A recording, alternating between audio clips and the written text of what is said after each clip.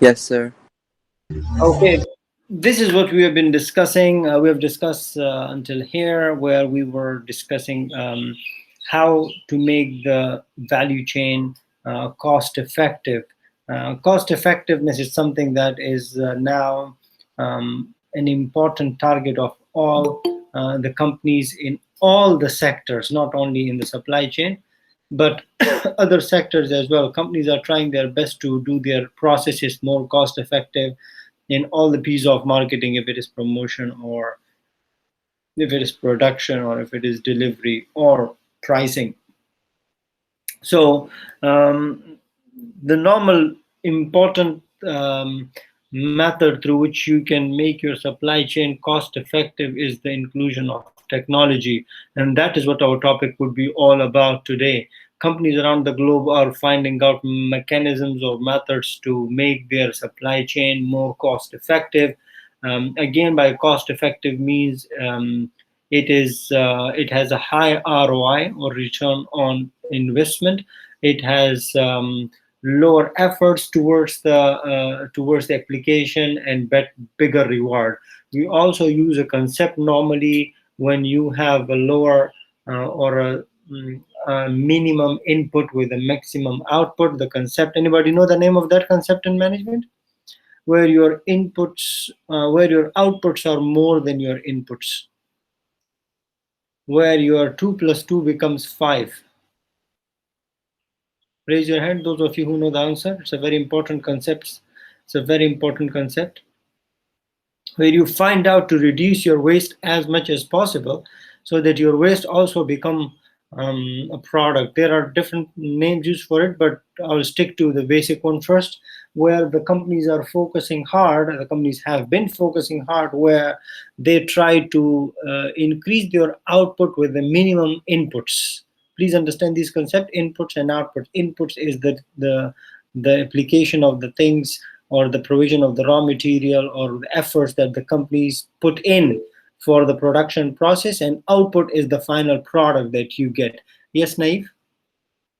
Sir, do you mean byproducts when you make one product, but then throughout the process you can use other products like the fossil fuels? Yes, exactly. Something like that, where but that philosophy is a name.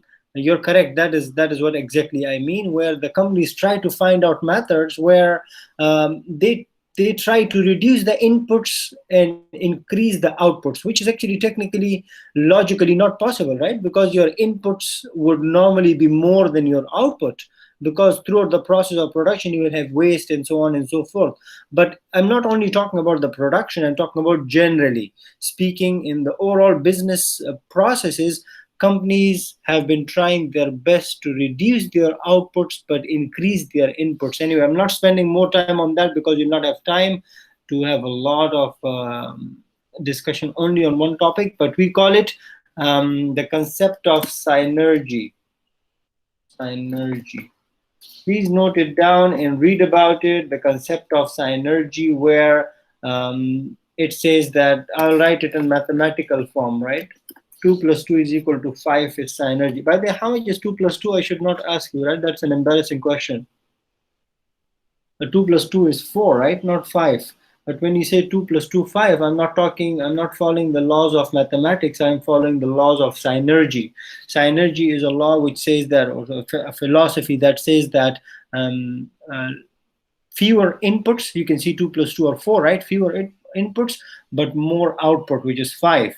So that way you are making your whole process cost effective.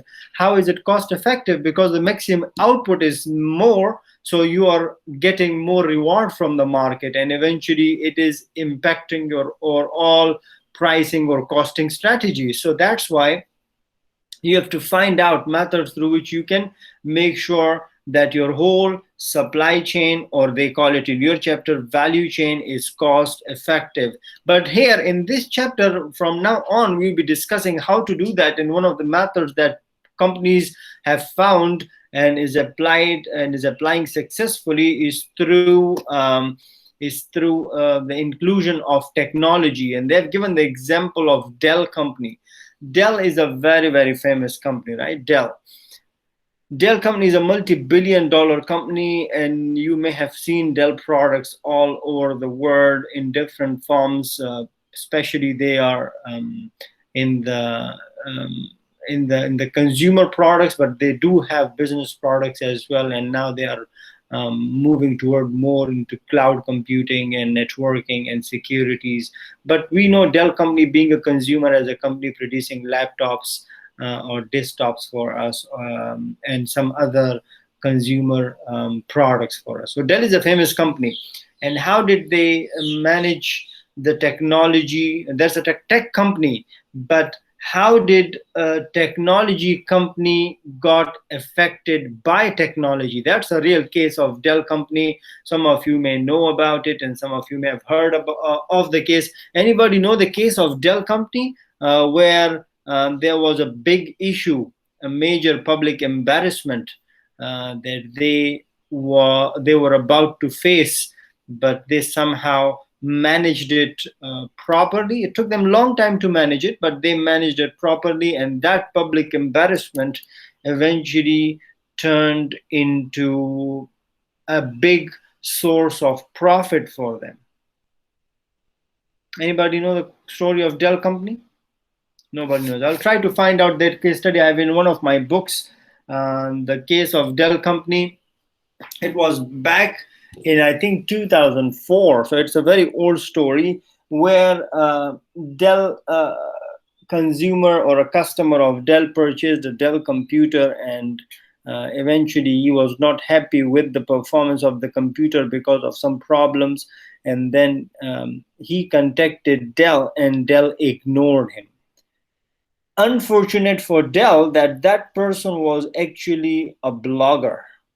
That is the story in the United States of America. I'm talking about in 2004.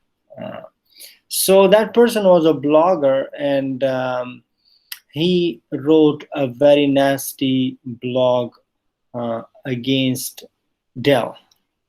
Before that, in the case study, I'll try to share with you. I'll try to find and scan it and share with you. Before this one customer in the United States of America, Dell was given a name.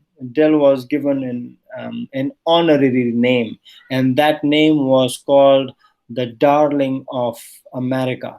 So Dell computers were called the Darling of America, or the Darling of United States. You can see that, getting that title is not easy, right? But then this one customer contacted Dell, and Dell somehow ignored the customer. How many of you are with me? I'm starting the story. Raise your hands.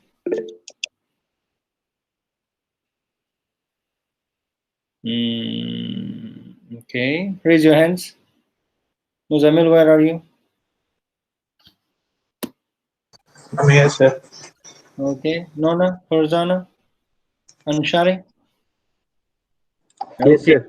Lower down your hands. So the story of Dell. So this guy was a blogger. So he wrote a very nasty blog, and the title of the blog was Dell Sucks. So that was the title of the blog. And unfortunate for Dell that somehow that article or that blog, that post that he wrote against Dell, it got viral. Well, back then we did not have any social media, but it still got viral in the form of getting more and more reads of that blog.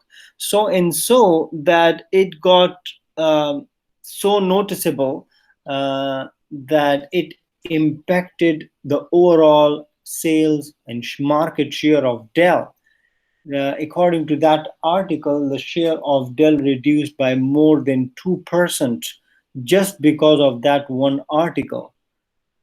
When that article was shared, Dell also noticed that article, but then Dell thought that it's just one random customer talking about us. So let's wait for a week or so, and this thing will just pass. This bad wave of bad comments from one customer will just go away, and people will forget about it. But actually, it did not happen. It stayed in the spotlight for a very longer time than a week, and then Dell got worried And then Dell said, oh, that's not the thing. The thing is influencing our business really, really bad. Then Dell responded to that one blogger, and at that time, the Dell not only responded to that one blogger, Dell found out that responding to customers and making the customers happy is extremely important. Replying to the dissatisfaction of customer is so important that if the research also shows that if you positively reply to the dissatisfaction of the customers, that customer have a higher chance of becoming a loyal customer to you. So note it down with you. For all of you, those who have companies, if you have a customer, an unhappy customer, and you try to satisfy that unhappy customer, even research backed it up that that unhappy customer may become your loyal customer. So just imagine getting a loyalty from an unhappy customer is an amazing thing, right? And that is further elaborated that when that customer become a loyal customer, he or she will spread a lot of positive news and neutralize the negative news that he or she have already disseminated. That's really, really amazing. It's an important thing for us to note it down. Those of us who are planning to have businesses, those of us who have businesses, this even one case study will has a lot of lessons for us to learn. So Dell, that was a major public embarrassment, but then Dell learned from it, and then the Dell, if you look at the slide, the Dell converted that one customer's experience into a complete Dell community. You can see that here on this picture, we have a community which is called a Dell community. Those of you, and now all the companies have these kind of communities, right? So we have Apple community, we have Toyota community, we have Honda community. This is the story started originally in Dell when one customer actually created a hype, and that one customer was extremely dissatisfied customer, and then the company tried to address his concerns, and then the company made him happy, and then the company learned from their experiences or that experience, and the company created Dell communities. And then now Dell communities have a lot of happenings going on. In fact, all the communities of the companies are a lot more open now. In fact, of course, this is not the topic right now, but just to add to your knowledge that some of the companies have their own employees posting on these communities actively to just make sure that just pretending like they're the customers, just to keep the positive words rolling. And the Dell company became so good after that in replying to customers that it may have happened to you. It happened to me back in 2009, almost 10 years ago, I remember, when I bought my first Dell here in Malaysia. I bought my first Dell, and this is the story that I normally share with my students, and that's my personal experience with Dell. I'm not marketing Dell. I don't have Dell. I have one Dell, but I don't use it now. But that is something that I really want to share, and it related with the case study that I just highlighted. That I bought a new Dell laptop, and it was a good laptop. It was working fine for me back then when I was doing my PhD. And then after a few days, I noticed, a few days or weeks, I noticed that the laptop lid, when I would open it, it would have this crack sound. So I would feel like it is going to break, and it was only from one side. So I could see that one side of the screen, the laptop lid is somehow defected, and it was not pleasant for me because it was an expensive machine that I bought. And I also noticed that whenever I would attach an external drive with my laptop, the mouse would behave really funny, like the mouse would run away from me, these kind of things. So I wrote to Dell. I'm also that kind of customer who would not let the company go easily. So I wrote to Dell, and Dell responded within actually 24 hours to my reply. I'm talking about here in Malaysia. Dell responded to my email, and they said that they showed me some steps to follow to troubleshoot. They call it troubleshooting. So they said that try to do this. Hopefully this will solve the problem. If it did not solve the problem, please let us know. Then I tried to follow the steps they mentioned in the email, and it did not solve the problem. Of course, it was there were two problems. One is a software problem, another was a hardware problem. So both of them did not work properly. So I emailed back to them that it didn't work. Then the next day, the Dell representative called me, and they talked to me to troubleshoot. So they were on live call with me, phone call, and they tried to solve the problem. It did not work, and they said, okay, we'll try to figure out what can we do. And I was astonished to know, back then I was living in Mahalla Bilal. I remember I was in Mahalla Bilal, in the PG room, and that the next day, someone called me that, can I have your room number? And I gave my room number. The person was from Dell. I thought that the Dell sent his technician just to repair my computer. But you know what was astonishing for me? Astonishing for me was the Dell person came and he literally changed my computer. He gave me a brand new computer. Like he changed everything. He looked at my computer, there was a problem, and he just removed my internal hardware and put it in another computer and gave me a brand new everything. Like the board and everything was absolutely new. And I said, wow, that's like really amazing. So they just came to my room and gave me a new thing. That is why I'm sharing this positive story with you, and that is what Dell wanted. That's why Dell did that. So this story, which is impacting right now 20 people, or this story that I've told hundreds of people, may have impacted hundreds of people positively. How much Dell have spent on, what do you think, how much Dell have spent on giving me a new body or a new machine? Just a few thousands, but I'm positively using my words for Dell. That is just my real personal story. You can see that how customer can become a part of the value co-creation. Note down this with you. Customer become a part of value co-creation. So the value is not only created by the company. Right now, the story that I shared with you, that is a real personal story. That story created a value for the Dell in your mind. And that is only one story. I'm sure that these kind of stories you have, some of them positive, some of them negative. There are companies who are not good in replying to the customers positively.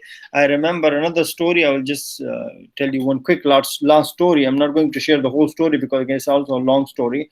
The story of another company in Malaysia. It's a dairy farm. The name of the company is Farm Fresh. Have you heard of this company, Farm Fresh? Farm Fresh. Yeah. Farm Fresh is Yes, a company that have a lot of products, but I'm referring to their milk. I remember one day I normally use Farm Fresh milk, so I bought it, and it was not good milk. It was already spoiled. Then I said, okay, there may be some problem. Then the next day I bought it again, and it was again spoiled. So I was not happy.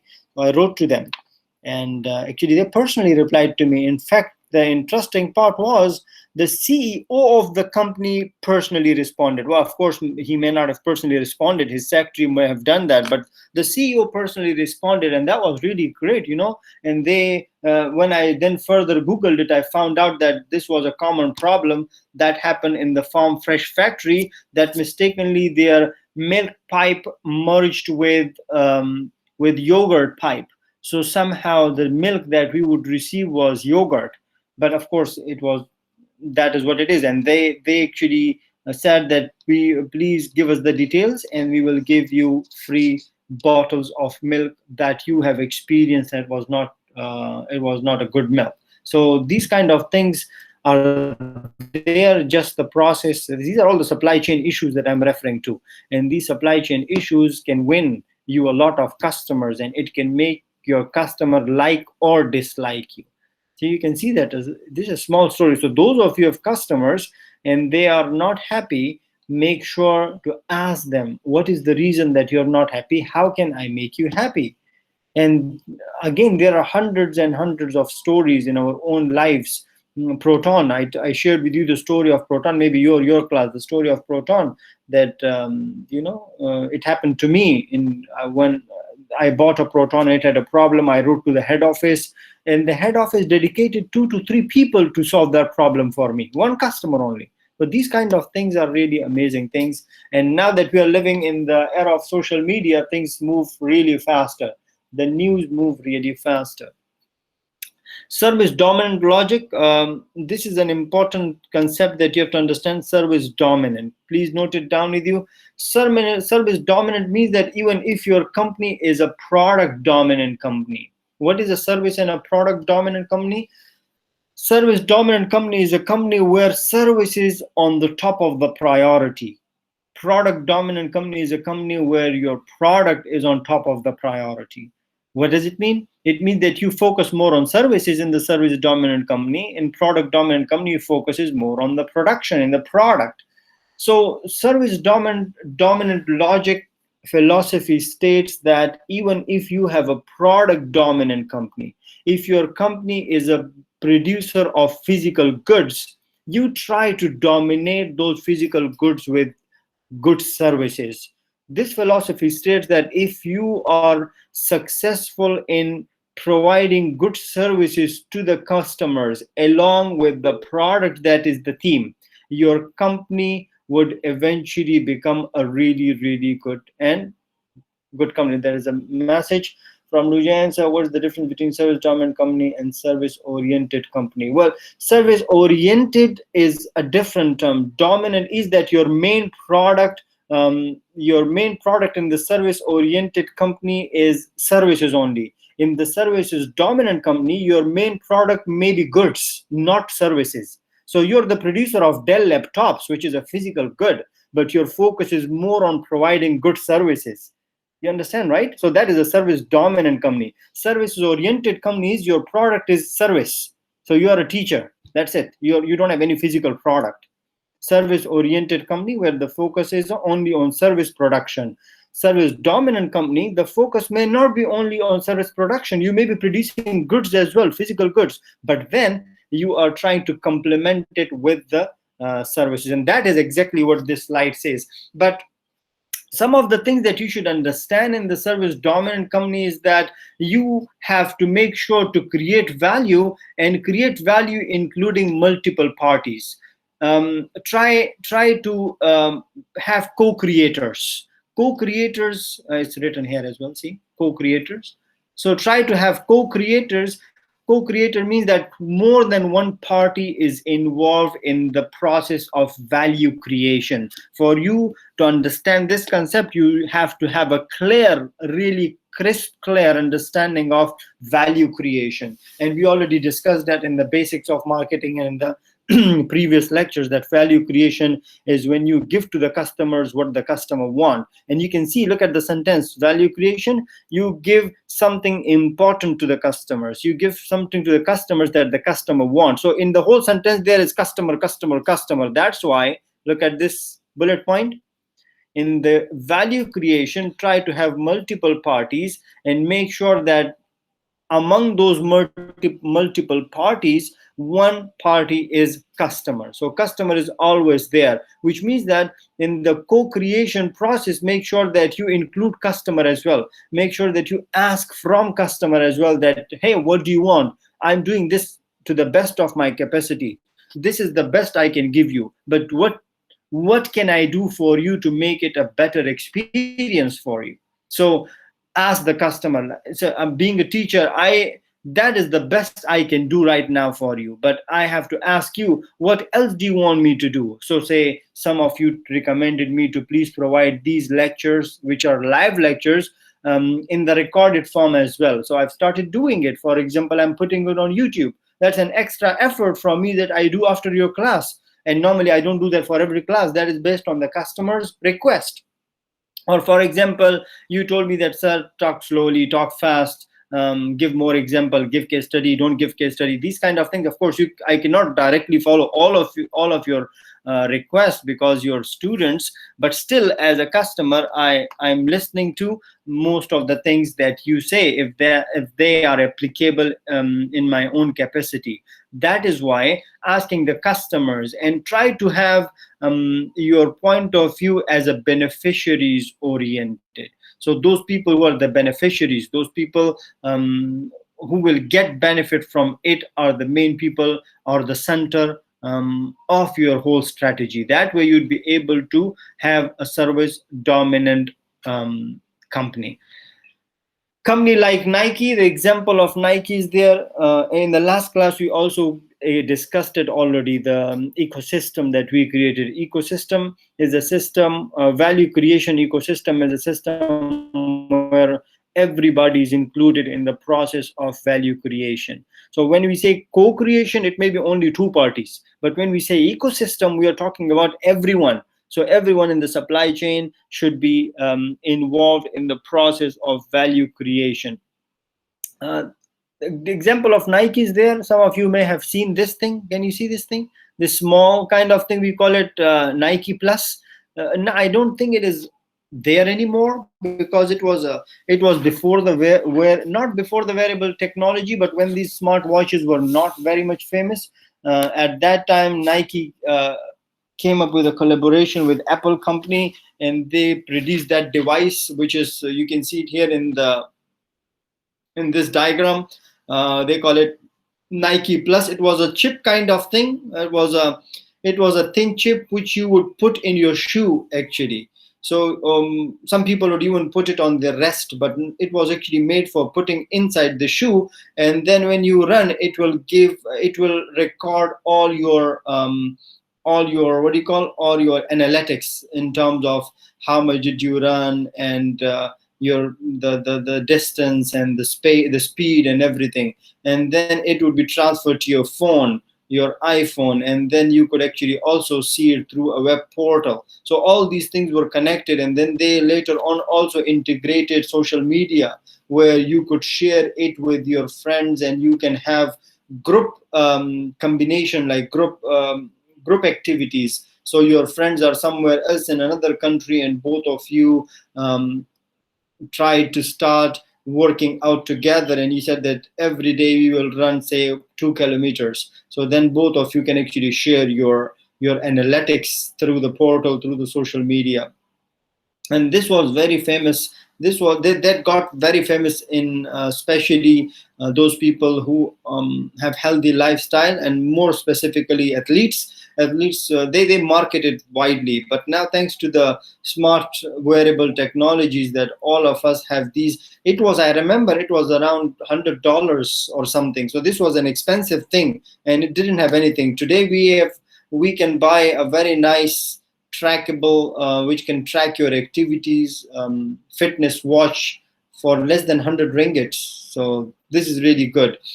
How they created an ecosystem. Look at this diagram, is a good example of ecosystem, where this consumer devices, the portal, and then share it on multiple platforms. And then of course the companies, as I mentioned to you, that nowadays companies have social media departments, or these social media departments, or a part of IT department or a part of marketing department, is they are responsible for tracking the activities of customers online.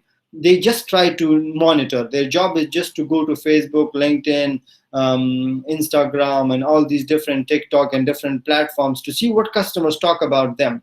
And then they try to neutralize if there is a negative thing going on against them, and they try to complement if there is a positive thing going on in favor of them. How many of you are there?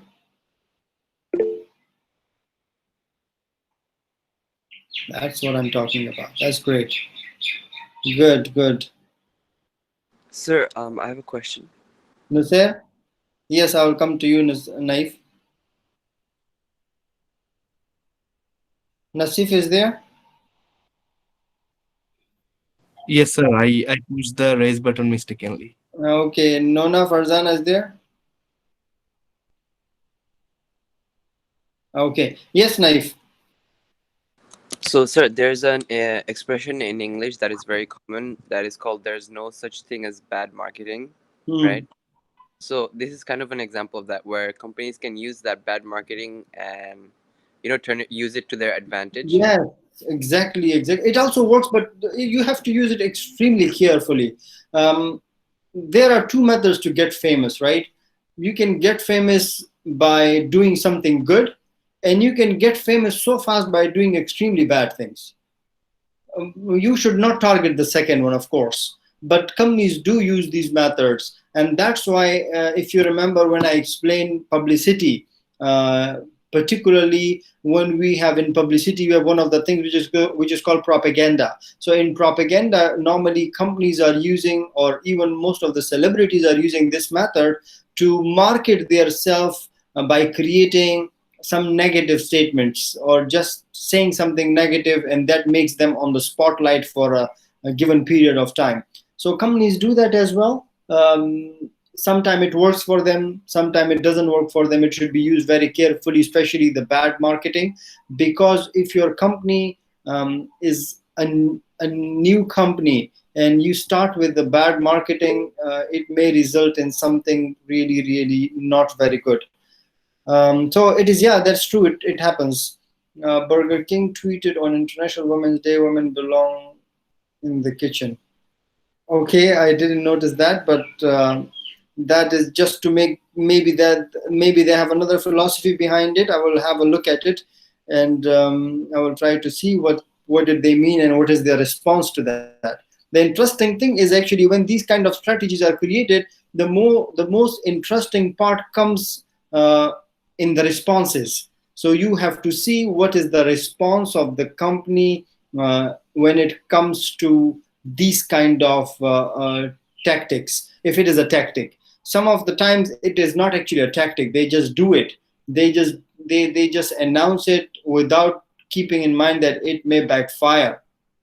So there are also hundreds and thousands of cases, real cases of the companies. Almost on daily basis, companies do these kind of mistakes. Some of them are very unintentional mistakes that they didn't mean to do it, and they didn't want to. And some of the companies do that intentionally, just like Naif mentioned, and just like Lujan is highlighting. I have to check this one as well, and I have to check the response. Do you have any idea what was the response of the Burger King towards it, Lujan? Yes, sir. It caused like a major scandal for Burger King, and some people were saying to boycott Burger King. No, but did they respond? Burger King I has responded I already. didn't follow up on it. Okay, I will cross check it, but this is interesting because in these kind of big companies like Burger King, they may have a philosophy behind it. I'm sure that they have not done it just like that. Okay, Hamid, what did they say? Yes, sir. So they responded by advertising a new scholarship for female chefs.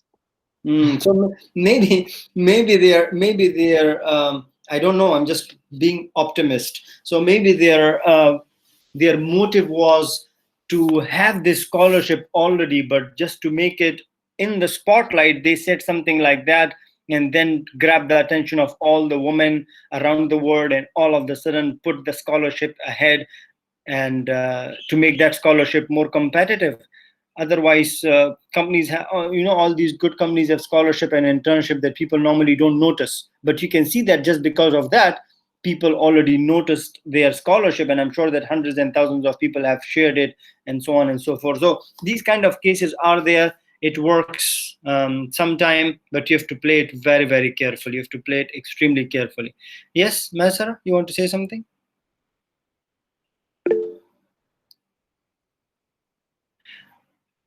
Okay, exactly.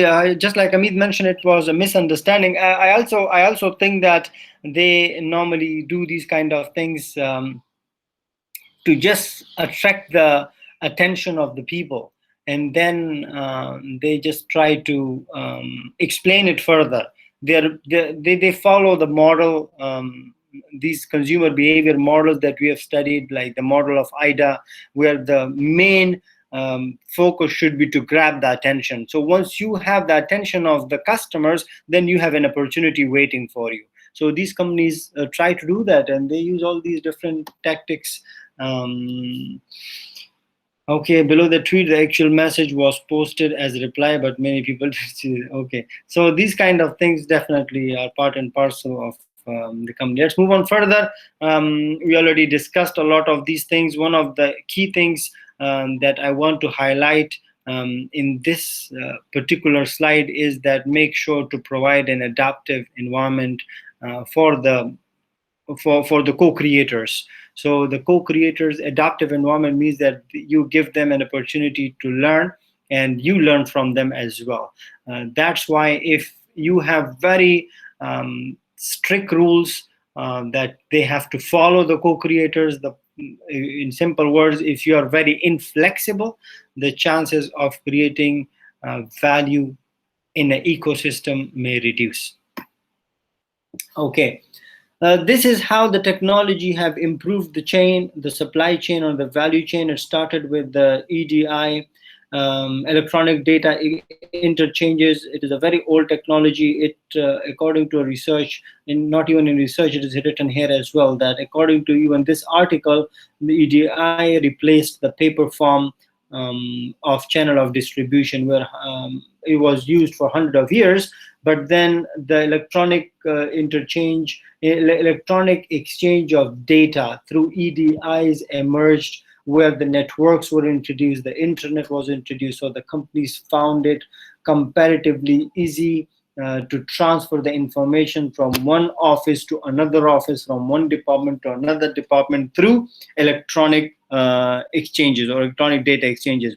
It was also a very tough process. It was especially very expensive process for the small businesses. So it was followed by ERP, enterprise resource planning. In the EDI, each and every department or sector of the organization would work autonomously or independently. So there was still a lack of integration. In the EDI, the data would transfer from one to another, but the integration was missing. For example, the integration between the human resource and the finance, and then the marketing, and then the HR, and all those different departments were missing. So that problem was solved through ERP or enterprise resource planning, where all the business activities or the departments were integrated, even the back office and the front office, even the external organizations were capable of integrating with your organization. So if you are a partner of an organization and you're an autonomous, the ERP would help you to the ERP would give you access to that organization, and the organization will the organization can access your organization as well. So both of you are autonomous, A and B are autonomous, but through ERP you can integrate. And then the recent one, again, it is not a recent one, but still used. That is an old technology, that the RFID, the RFID chips or tags are placed in the products, on the products, embedded inside in order to track the products. According to your book, it started in World War II. When was World War II? 1939. 1939, right? Yes. Yes, 39 to 45. Yes. How many people died in World War II? Millions, probably. I don't know the. Yeah, roughly 75 million people died in World War II. That's a huge number of people died. Yeah. Anyway, and all the countries in the world were involved. That's why it's called World War II. Forget about the story of World War II. The British used RFID chips back then to track their aeroplanes and track their things. And now companies are using it. I'm sure that some of you may have seen it. I have seen it personally. I have received products. I have products, when I buy, they have embedded RFID chips, which I find out later.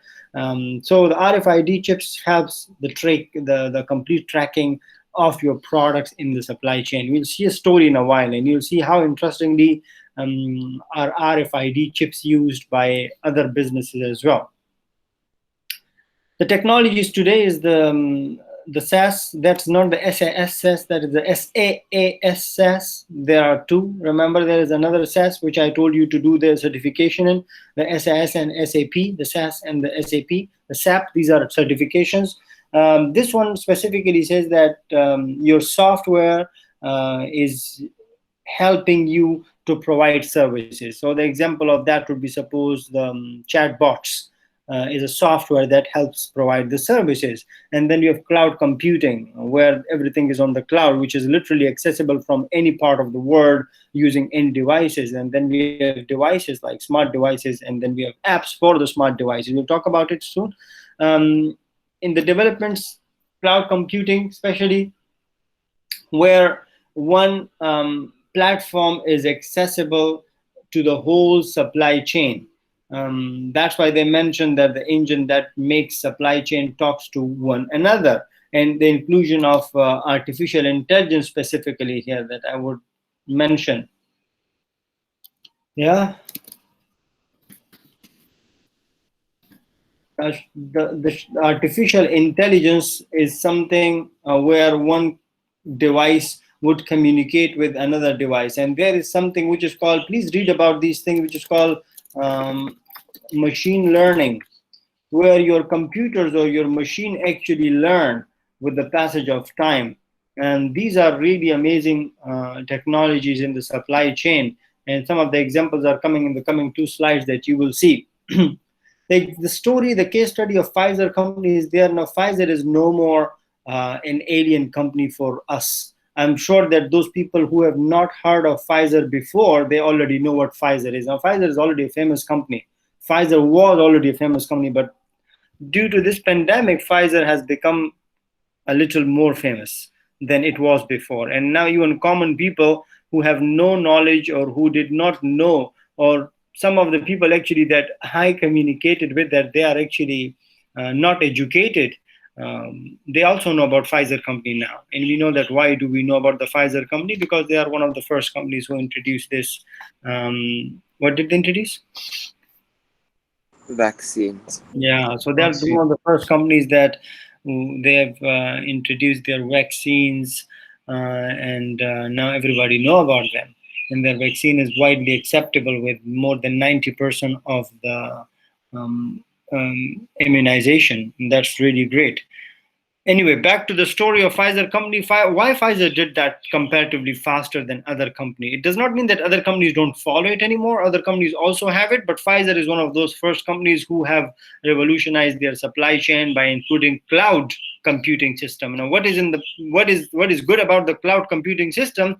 That it can be accessible from anywhere. A best example, a common example for all of us that I can give you is that take an example of our Office 365. Or take an example of our Google Drive or Google Classroom or Google Meet. Do we need to carry any device or any specifically installed software in our devices to use these? No, actually, I can just go anywhere and take this class that I'm taking with you right now. I just need to have a computer with a microphone and internet accessibility, and I'm good to go. Do I need any specific device or any attached thing to access your classroom or to give you the notes? No, I don't need anything actually. Now things are becoming very independent. That's what Pfizer did. So the cloud computing, that is what cloud computing is, and that's what Pfizer did, that everything that they do is available in the cloud for all the partners, all the scientists, everybody can communicate in real time. And those of you who have used, and those of you who will be using Google Suite, the platform for creating your assignments or marking things, it is really astonishing actually. You can see people changing things live, and that is what is cloud computing. And the benefit for the company is that they can easily put people on board, and they can delete people, so they can include people and delete people very fast. It can be accessible all over the world, and all those things you already know. This is an important thing that you need to understand, is that device agnostics. Device agnostic means that because of the cloud computing, your softwares are not tied up with any device. Your softwares can be accessed from any device wherever you are. So you can actually sit on a beach somewhere if you have accessibility to the internet and to the organizational network. What do you call it, right? What we call it, intranet, right? Do we call it intranet? Organizational network accessible from outside. Do we call it intranet? Extranet. Extranet. Sorry. Correct. So if you have access, correct. These are just surprise Q&A, right? So be prepared yourself for that. So organizational extranet, you can literally sit on a beach, and if you have accessibility to the organizational network or extranet, you can actually literally contribute and be a part of your organization no matter wherever you are. And that is what we call device agnostic. Your devices, your company's portfolio, your company's software, your company's systems are independent. They are not tied up with any device. That is called device agnostics. Okay. We already discussed in the beginning the IoT, the Internet of Things, and we know that the Internet of Things have already revolutionized consumer products, or the way consumers see their products. But what do you think? How would the IoT impact the supply chain? I want feedback from you. What do you think? How would the Internet of Things? First, tell me, anyone who can answer. Raise your hands. I will ask you. Right? Those of you who know the answer, you can raise your hand. The question is that first, tell me what is IoT, Internet of Things. We already discussed it in the beginning. Those of you who know, raise your hands. Yes, Lujan. The Internet of Things is, for example, having like smart devices that usually do not have the internet connected to them. So something like Alexa, and having smart TVs or a smart aircon. That's it. Correct. Thank you. Okay. Question number 2 is, thank you. Those of you who were interested to answer, that's the correct answer. Now tell me, how do you think the Internet of Things will change or has changed the supply chain? Raise your hands, those who know the answer. Those who want to contribute. Alia? I think for supply chains, as in like they are able to digitize their processes. It's not only digitization. Keep in mind IoT, Internet of Things, where you use internet to communicate with the supply chain. Yes, what is that, Sinan? So we can keep everything updated, like when the machineries can give the exact report on time to the people who want the information. But for that, we don't need Internet of Things. For that, only we need internet. Internet of Things. Yes, this is what Lujan gave a correct answer. Automatic logistics. But I want more explanation on that part. That's the correct answer, actually. So your internet can communicate with the things in the supply chain. Your answers that you and Alia give me is related to the use of internet or technology, which is also somehow correct. But here we are specifically referring to the use of internet to communicate with things. Things is an important word here. Yes, Lujan. So the Internet of Things would be able to keep like logistics more easier, so we don't have to have like manual labor, check on the inventory and things like that. Yes, exactly. In fact, that is the example in the book as well. So you don't need to check on the laborers. You don't want to have a labor fixing your, if you have an automobile company, fixing the spare parts or fixing the engine in your car skeleton. The machine can automatically do that. If you're a doctor, you don't need to go and do the bypass. The robot can do that. You just communicate to the robot, and the robot is a thing. So that is a correct answer. Thank you. Yes, Masara, you said minimize wastage. How can you minimize wastage through Internet of Things?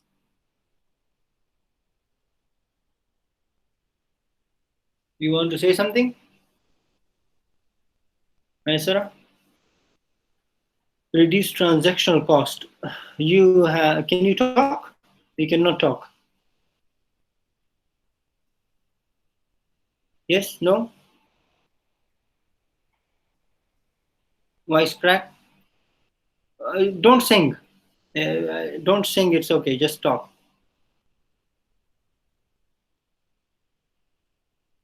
No? Okay, no problem. So yeah, you already got the idea. When your internet is used to communicate with the things in supply chain, not with the people, with the things in supply chain.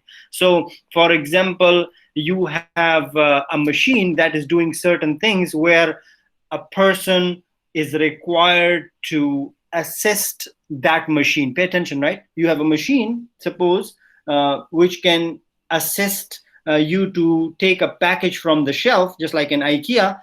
You go, there is a machine like, for example, a weightlifter. It picks the package from the shelf and give it to you.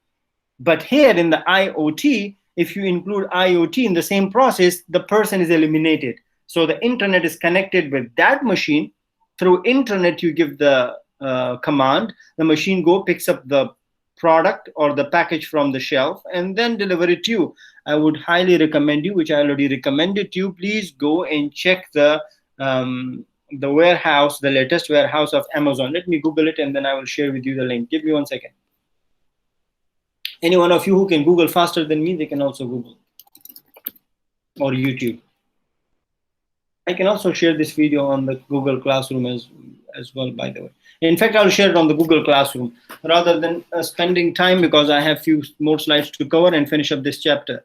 So yes, the Internet of Things, how the Internet of Things is used in the coming years. It can be a question for you as well. For today, I will try to pose this question. I want you to think, not search, think, and then tell me how Internet of Things will help or change or revolutionize the supply chain in the coming years. Okay, now this is a very good example of again, Internet of Things and RFID. This is RFID, but can be used in Internet of Things as well. Specifically, the left one, you can see that there is a smart storage cabin. A smart storage cabin is the example that I'm sure that some of you may remember I gave you in your retail management class. Those of you who have studied retail management with me, I may have given you this example that in some of the companies, some of the countries, we have smart cabins now where the SKUs or in the, the inventory is automatically replenished or automatically inform the manager to replenish the inventory once it is finishing.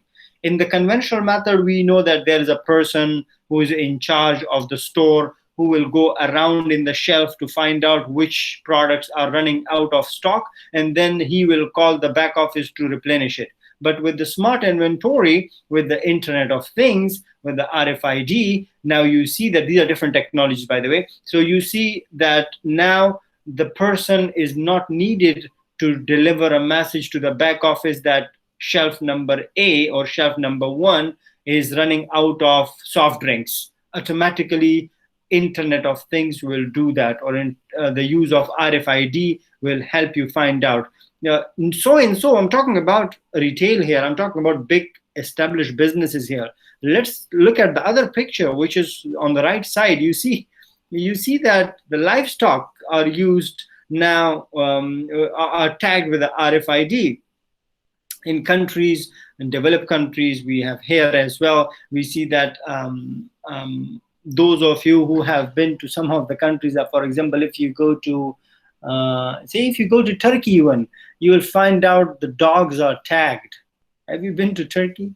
So the dogs are tagged. They are tagged dogs. So they are tracked first and they are monitored. Well, here in the example, which is in the book on the right side, you can see that the livestock is tagged in order to find out, to track them if they are open, they are in the open farmhouse or in the open farm where they are just enjoying their life, but sometimes they run away. So your tracker is there to track them. These are very interesting concept. Give an example of Turkey. I know that I've seen that there were dogs. They are really big dogs in Turkey, right? Those of you who have been to Turkey, the dogs are like really big. And you know, dogs are dogs, right? So you know what I mean. They can bite you anytime. So especially at night time and when it is cold. So I was walking with my friends outside, and they were like few dogs, and they were like like big dogs, horse-sized dogs. So I just stopped. I said, "Oh, these are really big dogs." So my friends told me, "Don't worry, they're already tagged." And they have a tag there, which means that the government or the concerned organization is already monitoring them. If they're okay, if their vaccine time arrives, they are normally vaccinated, and everything they track. So the countries or companies are using it for things like, tracking the wild or the stray animals even. So this is how the technology is used in general, and now in the supply chain as well. In the sports for consumers, that is also used. This is just an example of the chips embedded in your wearables. For example, your shoes have chips, and I showed you a while ago the Nike Plus one. Suppose the dress that you're wearing for your jogging, the tracksuit or the uppers, all these have chips. And now most of them, these are, again, for me, this is old. Now we have, for example, our one nice small smartwatch or fitness watch can give us as much information as we want. So those of you who have smart watches, those of you who have smart devices, they may have seen it, that when you connect it with your computer, you get so much information. Everything, the mapping, the calories that you burn, your heart rate, everything is there. One of the watches, the fitness watches that I have, when I do sometime jogging or running, and when I'm running fast, actually it tells me that you're running too fast. Can you slow it down? And when I'm running a little slow, it will actually tell me that you're running too slow. Just try to increase your pace. And these kind of things, when it monitors my heartbeat is really high, it will ask me, it will motivate me. When after suppose 30 minutes of jogging, normally people get tired or people get very sweaty. So these smart devices will actually motivate you as well. So like it tells me that keep it up, you're doing a good job, and you see that after this workout you'll be very fit and you'll be blah blah. See, this is really amazing, and this is what we call the revolution brought in by the technology, not only to the consumer life, general consumer life, to the companies as well. And this data is then used by the companies. I was reading one of the articles a couple of weeks ago that that may be a marketing of Apple company, but I don't know. That was in the news that an Apple company smartwatch actually saved a person because the data it transferred to the concerned doctor. The doctor monitored that there is some problem in the heartbeat of the person. You can Google that article and read about it. This is really amazing, like the doctor can find out your heartbeat and your blood pressure or whatever, all these things, just because of your smart technologies. Mobile apps are used nowadays by the supply chain. A common example of mobile app used by the supply chain, which is consumer friendly as well, is the best example that I can give you, is used by Grab, for example, is used by, have you seen the app used by Domino's Pizza? Like it's really amazing. It shows you everything. It shows you where now the chef is preparing your pizza. The chef have already put in the pizza in the oven. The pizza is not ready for you. The pizza is on the way to your home, and then you see a biker or a car or a delivery man delivering the pizza to you. And the moment the pizza is delivered to you, it says that enjoy your pizza. How was it? This is next level supply chain technology. Like real time things. Yes, Muzammil, you want to say something? Nothing, sir. It was mistaken. Okay. How many of you are here? Raise your hands.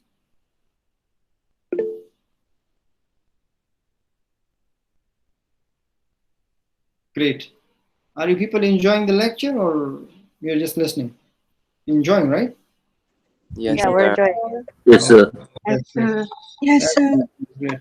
I hope that I hope if this class was physical, we would have enjoyed more. But anyway, I hope that you're learning. This is just an example of the supply chain where you see that the customer is at the center, and I have a lecture on that as well. Kindly refer to that. It is called customer centricity or customer centric, where customer is the center of everything. Here in the supply chain, even the customer is in the center, where the customer provide information to the suppliers, and the customer provide information to the factories, and then to the original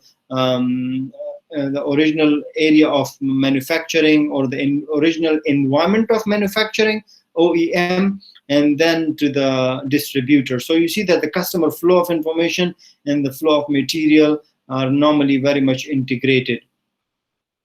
Some future developments: artificial intelligence would be used a lot. It has already been it's already used by a lot of the companies. You see that the supply chain data would be available to all the parties now, and it is already available.